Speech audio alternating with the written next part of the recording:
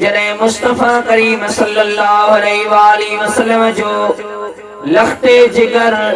जेको हो आखिरी फर्जंद मुस्तफ़ा करीम जी ज़ात बबरकात जो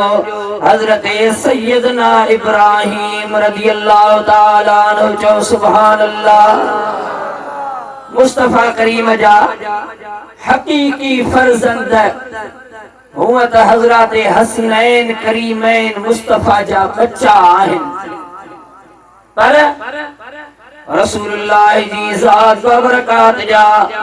जेके पंहिंजा हकीकी फर्जंद हुया, टे मुस्तफ़ा करीम जा फर्जंद हुया, चार न्याणियूं हुयूं। चओ सुभान अल्लाह। मुस्तफ़ा करीम सल्लल्लाहु अलैहि वसल्लम जा पहिरीं ब फर्जंद अर्जुमंद जेके अमर सान सय्यदा खदीजतुल कुबरा रज़ियल्लाहु ताला अन्हा मझा हुया, उहे पहिरीं विसाल फरमाए विया। मुस्तफ़ा करीम ज़रूर उन्हीअ ते बि दुखारा थिया, पर आखिरी फर्जंद जेको हुयो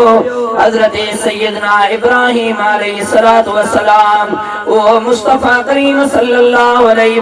वसल्लम जो लख्ते जिगर जेको हज़रत सय्यदा बीबी मारिया रज़ियल्लाहु ताला अन्हा मझा हुयो, इहो जॾहिं आखिरी फर्जंद हबीब करीम सल्लल्लाहु अलैहि वसल्लम जो जॾहिं उन्हीअ जो विसाल थियो आहे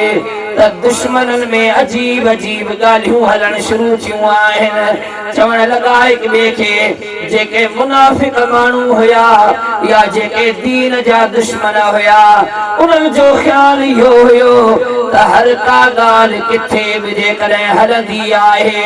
दुनिया जी का इज़त जी ॻाल्हि हुजे, किथे को बि मसइलो हुजे त उन्हीअ खे अॻिते हलाइण जे लाइ नस्ल अॻिते ज़रूरी हूंदो आहे।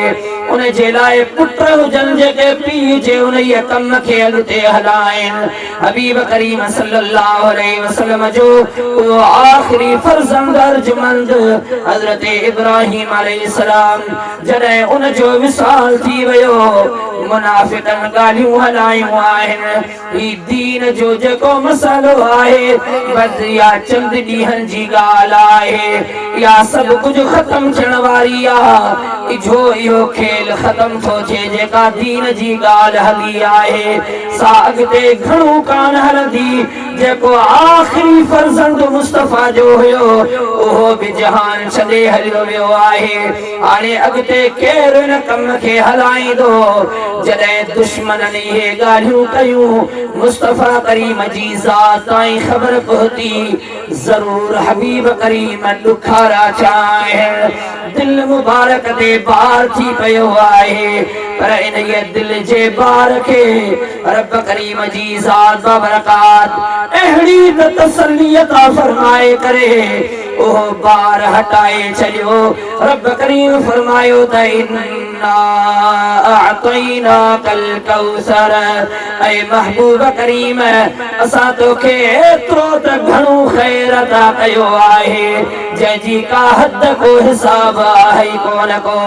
फसल्लि लिरब्बिक वन्हर, तूं पंहिंजे रब जी नमाज़ पढ़ंदो कर, कुर्बानी कंदो कर। इन शानियक हुवल अबतर, ऐ महबूब करीम तुंहिंजो दुश्मन निपुटो रहिजी वेंदो, उन्हनि जा नस्ल ख़त्म थी वेंदा, पर ऐ हबीब करीम तो मोहम्मद करीम जो नस्ल क़यामत ताईं आबाद रहंदो।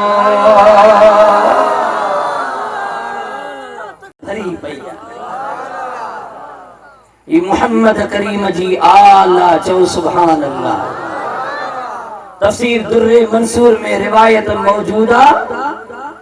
त इन्ना आतैनाकल कौसर, ऐ हबीब असां तोखे कौसर अता कया। मुफस्सिरन लिखियो आहे त इन्हीअ कौसर मां मुराद सय्यदा खातून जन्नत। जोर सां जो सुभान अल्लाह।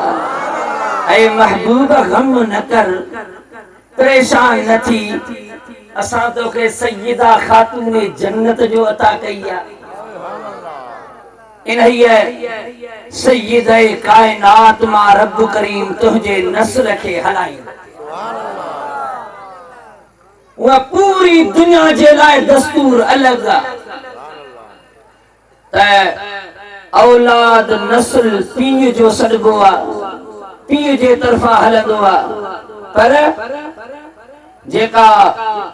मुस्तफा करीम सल्लल्लाहु अलैहि वसल्लम जी पाक न्याणी आ चो सुभान अल्लाह सैयदा खातून जन्नत रज़ियल्लाहु ताला अन्हा अल्लाह ताला जी ज़ात बरकात फरमायो ऐ हबीब करीम असां तोखे कौसर अता कई आहे यानी सैयदा खातून जन्नत अता कई आहे रब करीम इलाही पाक न्याणीअ मां तुंहिंजे नस्ल खे हलाईंदो उहे हिकमतूं रब करीम ॼाणे थो जेकॾहिं मुस्तफा करीम जो हक़ीक़ी औलाद हुजे हा उन्हनि खे नबूवत न मिले हा दुनिया ताना हणे हा ॻाल्हियूं करे हा त फिलाणे नबी सगोरे जे औलाद में नबूवत हली आहे फिलाणे नबी सगोरे जा पुट बि नबी रहिया आहिनि पर मोहम्मद करीम जेको नबियनि जो इमाम आहे उन्हनि जे पुटनि में नबूवत छो न रही आहे पर जेकॾहिं उहे बचड़ा हुजनि हा नबूवत न मिले हा त इहे ॻाल्हियूं थियनि हा जेकॾहिं नबूवत ॾिनी वञे हा त ख़त्मे नबूवत ते हरफ अचे हा तंहिंजे करे रब करीम जी ज़ात बरकात इन्हीअ जाइ ते दस्तूर ई बदिलाए छॾियो त ए महबूब करीम तुंहिंजा जेके पंहिंजा हक़ीक़ी फर्ज़ंद आहिनि उहे मां पाण वटि घुराए थो छॾियां पर ईअं बि कोन थींदो जो तुंहिंजी औलाद न रहे हबीब करीम सल्लल्लाहु अलैहि वसल्लम जिन फरमाईंदा हुया हाज़ान इब्नाय व इब्ना बिनती महबूब करीम फरमाईंदा हुया त ही ॿई शहजादा इमाम हसन इमाम हुसैन सोहणा ये मूं मोहम्मद करीम जा बचड़ा आहिनि मुंहिंजी पाक न्याणीअ जा पुट आहिनि जोर सां जो सुभान अल्लाह अञा मोहब्बत सां जो सुभान अल्लाह हबीब जा प्यारा उम्मतियो रब करीम फरमायो तुंहिंजे दुश्मन जा नस्ल खत्म थी वेंदा पर तुंहिंजो नस्ल क़यामत ताईं जारी रहंदो अॼु पूरी दुनिया ते ॾिसो वध में वध तव्हांखे नज़र ईंदी त सैयदनि जी क़ौम नज़र ईंदी इहो हबीब करीम जे उन्हीअ दुख जो जेको दिल ते वज़न थी पियो भार थी पियो अल्लाह ताला वाइदो फरमायो मुस्तफा करीम सल्लल्लाहु अलैहि वसल्लम खे रब करीम औलाद एतरी अता कई जो अहिड़ी ॿी का क़ौम आहे ई कान चओ सुभान अल्लाह ऐं इन नस्ल में बरकतूं खैर ऐं भलायूं एतिरियूं रखियूं वयूं आहिनि हज़रत ज़ैद बिन अरकम रज़ियल्लाहु ताला अन्हु खां रिवायत आहे नबी करीम सल्लल्लाहु अलैहि वसल्लम इरशाद फरमायो इन्नी तारिकुन फीकुम मुस्तक़लैन हबीब करीम फरमायो त मां ऐ दुनिया वारो मां वञा पियो दुनिया मां इएं न समझिजो त मां हलियो वियुसि त तव्हां दीन जी ॻाल्हि खे छॾे ॾियो इएं कॾहिं न कजो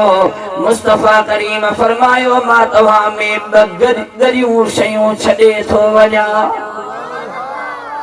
ॻरियूं शयूं ॿ शयूं तव्हां में वज़नाइतियूं छॾे थो वञा हिकिड़ी ॿीअ खां शान वारी आहे सुभान अल्लाह चओ ज़ोर सां उहा कहिड़ी आहे पहिरीं आहे किताबुल्लाह हबलुम ममदूदुम मिनस समाई इलल अर्द हबीब करीम सल्लल्लाहु अलैहि वसल्लम फरमायो अल्लाह जो किताब जेको हिकिड़ो मज़बूत रस्सो जेको आसमान मां ज़मीन ॾे लही आयो आहे इहो आहे अल्लाह जो किताब हिकिड़ी मज़बूत रस्सी छॾियल आहे जेको इन्हीअ में चंबड़ी पियो उहो सम्झे त अहिड़े मज़बूत रस्से में चंबड़ी पियो आहे जंहिंखे टुटण आहे ई कोन को यो अल्लाह जो किताब आए अरे हबीब करीम जा प्यारा उम्मतियो रब करीम जे मेहरबानियुनि सां हजरत छट धणी सरदार जे बरकतुनि सां मेहरबानियुनि सां अल्लाह जे फज़ल सां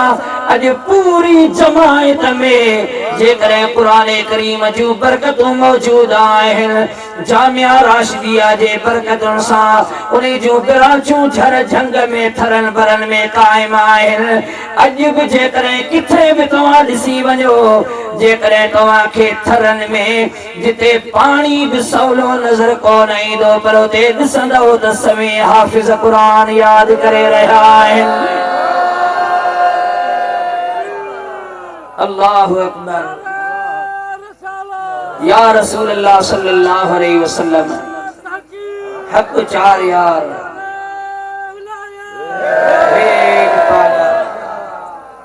आहे या न ये रब करीम जूं करम नवाज़ियूं आहिनि। अल्हम्दुलिल्लाह हिन जाइ ते बि ॾाढी खुशी थी जो हजरत अल्लामा साईं सैयद नूर मोहम्मद शाह साहिब अल्लाह तबारक व तआला संदन इल्म फैज़ में बरकतूं रखे पाण फारिग थी आया ऐं अल्हम्दुलिल्लाह कुछ वक्त खां बाद में साईं जिन जे इन्हनि शफ़क़तुनि इनायतुनि सां हिन जाइ ते बि दीनी इदारो हली रहियो आहे। सुभान अल्लाह ज़ोर सां चओ। यो सॼो फैज़ हज़रत रोज़े धणीअ जो आहे। ये न सही इंशाअल्लाहुल अज़ीज़ वो ॾिसंदा आहियो तव्हां सभई रंग रोज़े धणीअ जा आहिनि। चओ सुभान अल्लाह। 27 रजबीअ ते ॾिसंदा आहियो न सवन जे तादाद में हाफ़िज़ आलिम कारी फारिग थी करे उहे वरी उन्हनि इलाइक़नि में वञनि था जिते अॻ में कमु न थियो आहे। अंदाज़ो त लॻायो त केॾो रोज़े धणीअ जे इन्हीअ ख़ैर ऐं बरकतुनि जो असर। ज़ोर सां चओ सुभान अल्लाह। तॾहिं कंहिं आशिक़ फरमाए